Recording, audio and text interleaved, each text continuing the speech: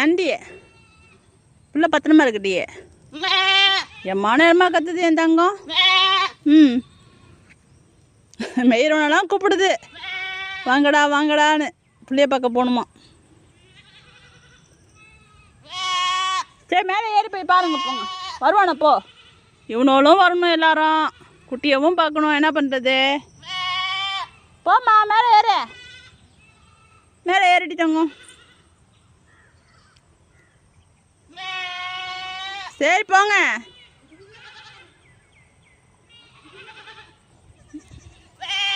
இல்லை அப்புறம் எங்கடா ஓடுறீங்க? லூசு பயலடா இருக்கானோட.